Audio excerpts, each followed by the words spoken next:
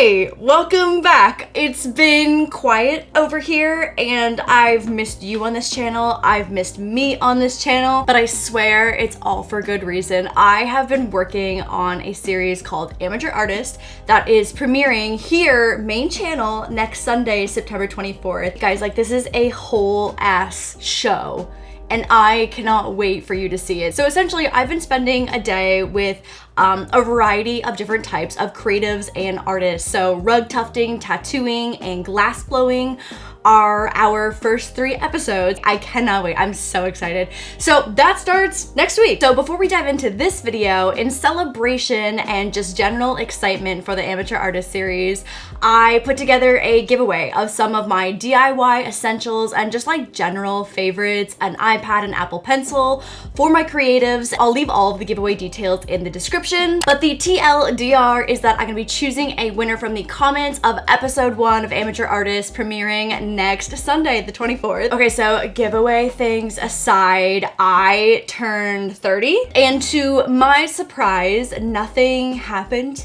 I didn't combust and burst into flames. My hair didn't turn gray overnight, although I do have a few strands, I will admit. And that has been something I've been emotionally processing. But I've been thinking about this video for the last month after turning 30 and wanted to share 30 things that I've learned by 30 that I think have really shaped me into the person that I am today. Number 1, no one knows what in the fuck they are doing. Literally, no one knows. That is so freeing. It shook me to my core when I finally absorbed this information that we are all just going about life trying our best and not knowing what the fuck we're doing. I thought by adulthood you would just wake up with this like newfound wisdom. Still waiting, still waiting.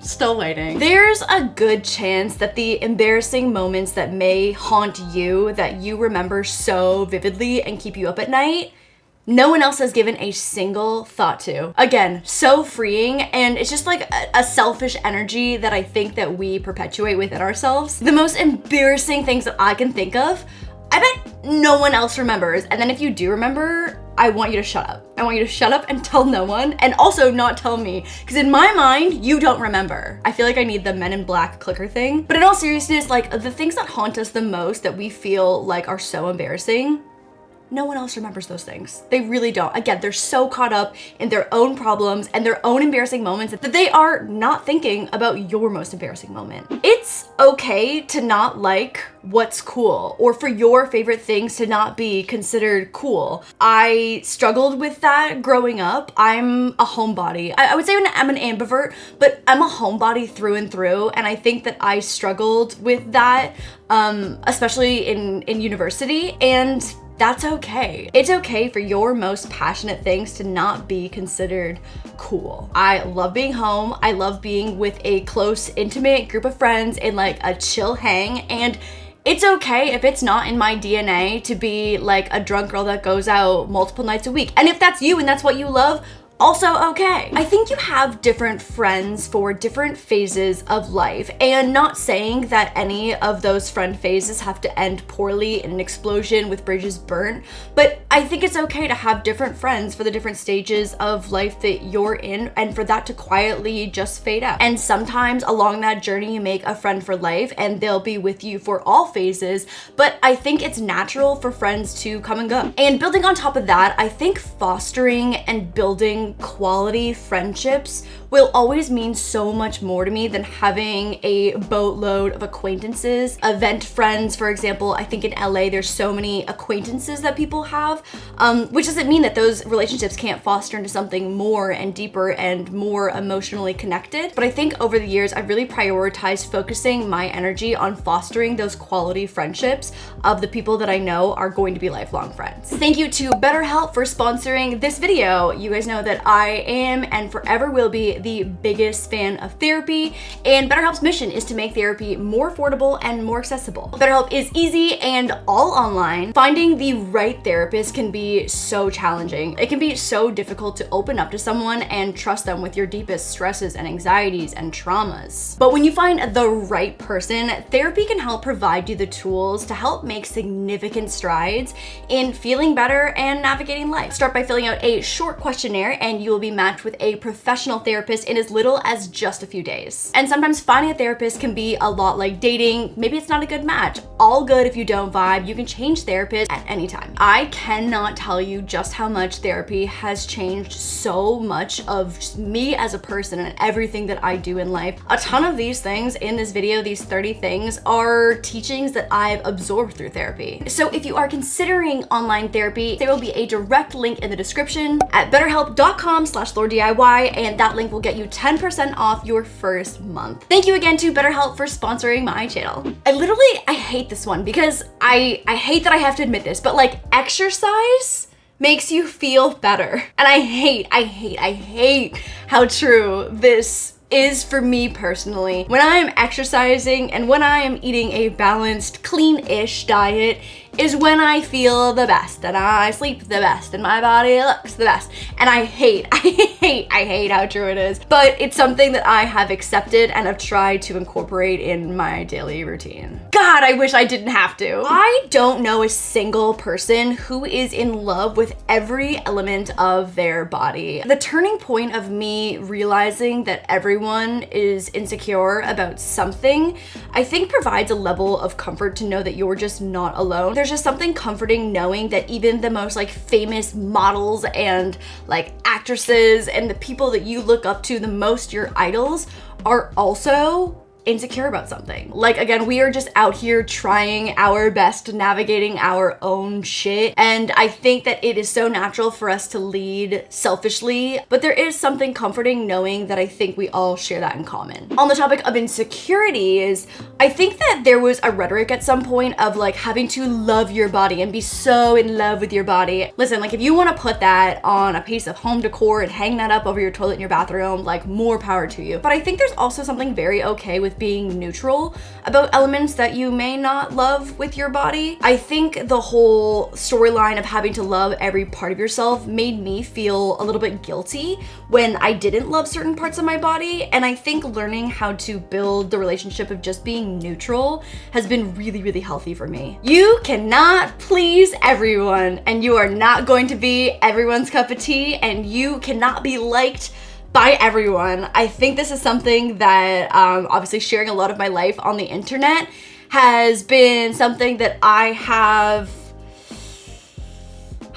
don't know what these crab hands are trying to like grab at, but like it's something that I've struggled with for sure because I don't know what it is. You could just spend your entire life dedicated to the uphill battle of trying to get everyone to like you. And there's something also too about how we try the hardest to get the people that like us the least to like us. And it's like, why am I expending energy on this? Like it makes no sense. And so accepting that you are just, no matter what you do, no matter how you change yourself or present yourself, like you cannot be liked by everyone. It's impossible. I think I was a late learner on this one because I didn't grow up with a family dog or pet of any kind aside from like a fish, and I feel like the relationship between me and fish number 12 is just not quite the same.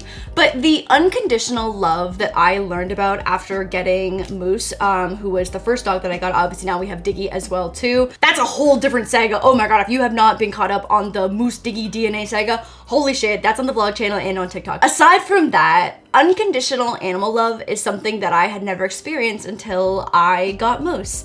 And I'm sure in the future when I have kids, it'll open up a whole new type of unconditional love. But I think just like experiencing the purest form of unconditional love from an animal is something that was so eye-opening and just like a crazy new door that unlocked for me once I got a dog. And I just think it's something that everyone should experience, whether it be, a cat, an iguana, a dog, whatever it might be. It is truly something I don't even know how to explain it, but it is one of my favorite things. So I've started implementing this in my own life after seeing someone talk about this on TikTok, where essentially if they have a thought while they're passing a stranger and it's positive and like not creepy, they'll say it out loud to the person. Oh my God, the way that this has shifted just like my general, it's not energy necessarily, but like if you see a stranger on the street, you walk by them and you like their pants or like they've got a great hairstyle and you think that, I'm just like, why would I not just say that out loud? I know how authentic and nice it feels for like a random girl to be like, wow, I love your nails, they're so cute. And so I've just tried to put more of that in the world and it's been going really, really well. Seriously, just like try it for a day and decide for yourself. But I think that you will really, really love the feeling. Failure is a necessary part of trying something new. I'm not someone who feels overly empowered by failure.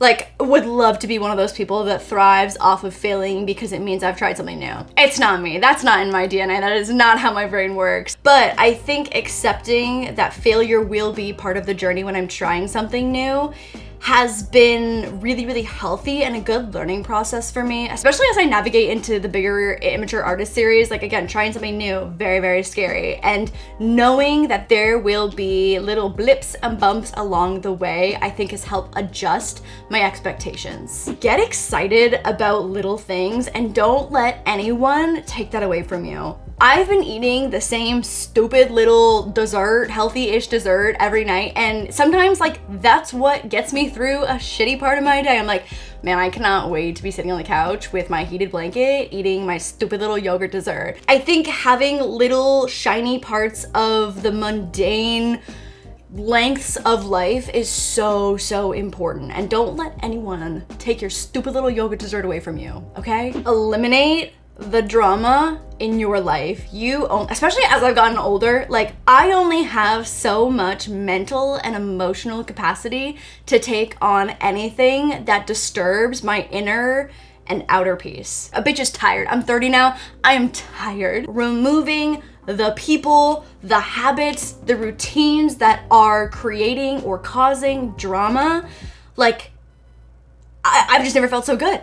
I've never felt so good. This doesn't have to be anything super dramatic, but like if there's a certain habit in your life that you know is disrupting your peace, fucking get rid of that shit. You'll feel so good, I promise. This one pertains to, I guess, conflict. This is something that I've learned through therapy, that I've absorbed a lot of through my therapist, is that during conflict, both sides of the conflict are going to create different realities. And whether you agree with the other reality doesn't matter. Your feelings are both valid, and the realities of what your words or reactions or whatever the conflict is about has created two realities for two different people, because you are two different people. Validating the other person's feelings and reality, I think, has helped me personally bridge whatever the delta of the conflict is. Just because I saw it one way and experienced it one way, that does not mean it was the reality for the other person. I don't know if that made any sense.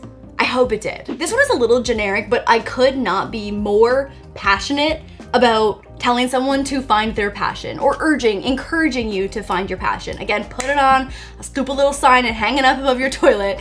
But like, I think the main channel and DIYs has been something that is such a prime and also public example of me feeling a little lost and feeling ungrounded in not coming back to my roots of being so passionate about creativity and artists and creating and just like DIY in general. I think I've struggled a lot going back and forth on what this channel should be, but I feel so grounded in just like having so much of my life be centered around creativity and art. And I was lost for a little bit. Your girl was rating influencer products, and like, yes, those videos are always so fun, but am I passionate about that?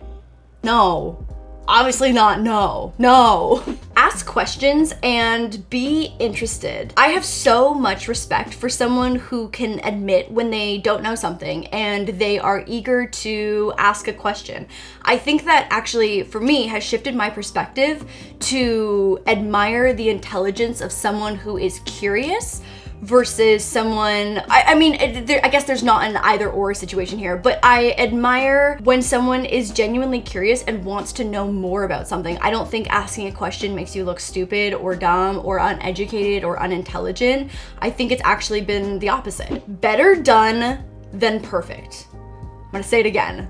It's better for something to be done than it is for something to be perfect. Do you know how many videos I would upload if I needed every video to be perfect? 0. I would upload 0 videos. My philosophy, especially with YouTube, I learned this maybe like 5 or 6 years ago, and it has just like rung true through my entire career since then, is that if I'm 80% happy with a video, I'm gonna hit the upload button. You have solved nearly 100% of all the problems that you've encountered in your life. Obviously, there may be ongoing issues that you face or habits or routines or whatever it might be, but for the most part, you have overcome 100%. Okay, maybe that's too absolute. You've overcome 99% of the problems that may have felt like the biggest thing in the world, and probably because it was the biggest thing in the world in your life at that time. But you have overcome 99% of those problems, and you're okay. On top of that, you've survived 100% of your hardest days. I think back to some of my lowest lows, and I got through it. I'm okay. I'm relatively fine. Actually, you know what? Right now, I'm more than fine. I am doing really, really great right now. I think that there's comfort in just knowing that on those days where things felt impossible, I'm still here. Every single person's opinion of you is subjective. It's subjective. It's not based in fact.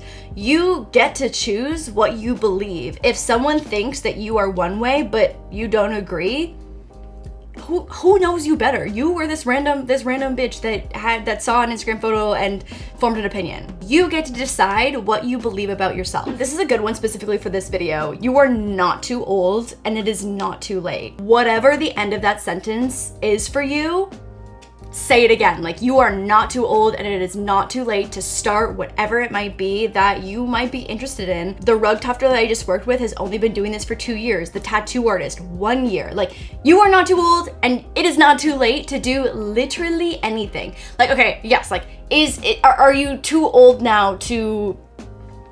Actually, I can't even think of anything. Are you too old to turn 4 again? Yes, you are. But for the most part, you are not too old and it is not too late. Be a fan of things. Find things. Again, this is like finding the shiny things in life that bring you excitement, but be a fan.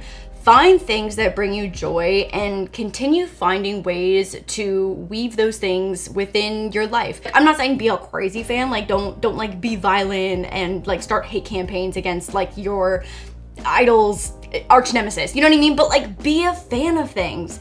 Find things that you love, be passionate about it, and continue doing them. I'm someone who personally loves to prepare to the best of my ability, but I think that I have learned over the years that you can sometimes just not ever be fully ready. You may learn more by just doing, because you're definitely not gonna learn anything by just waiting and continuing to prepare.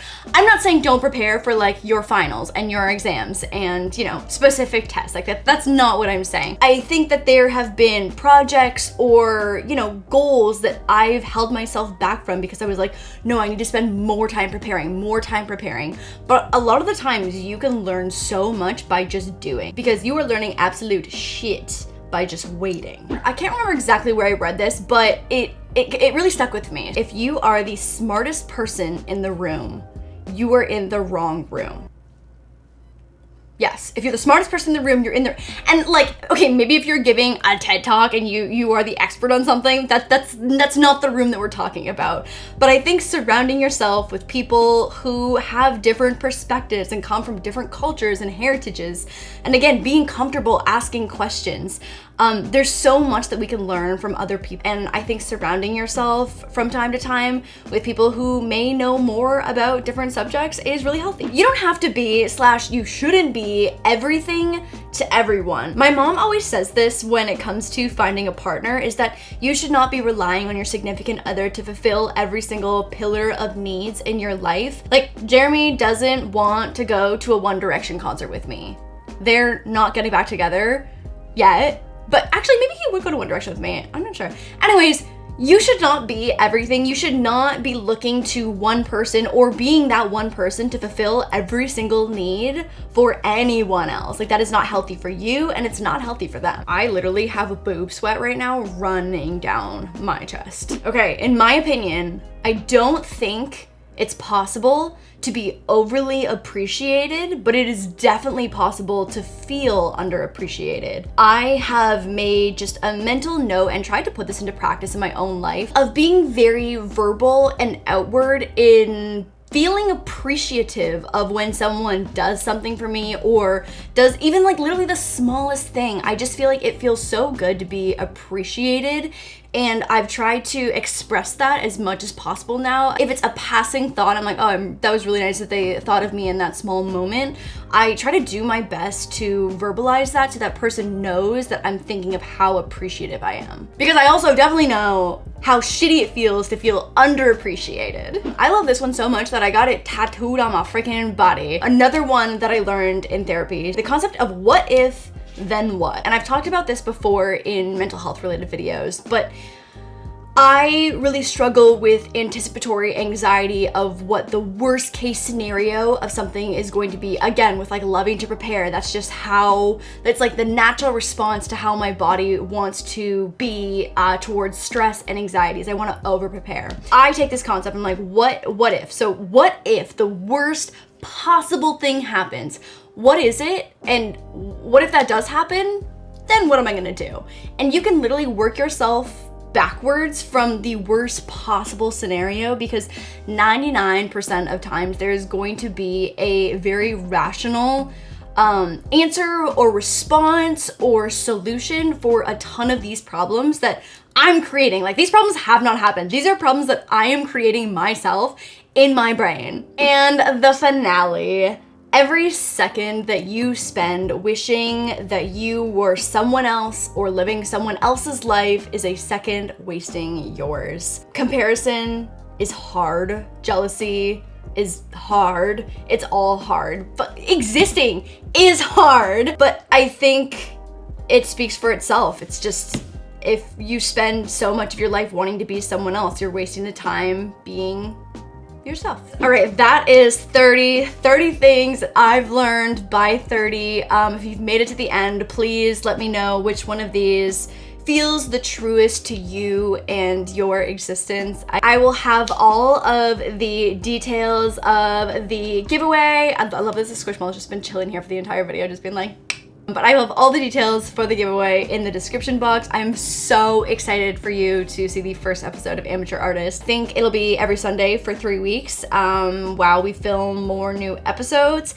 I just really want to get, I think, audience reaction to see if you, I just feel like, I think I know you're gonna really like the episodes, but I'm really excited to hear direct feedback. So anyways, that will be premiering September 24th on Sunday on the main channel here, and I will see you over on the vlog channel. I've been doing a ton of behind the scenes and vlogging quite a bit, and over on Wild Till 9 for new episodes of the podcast every Tuesday.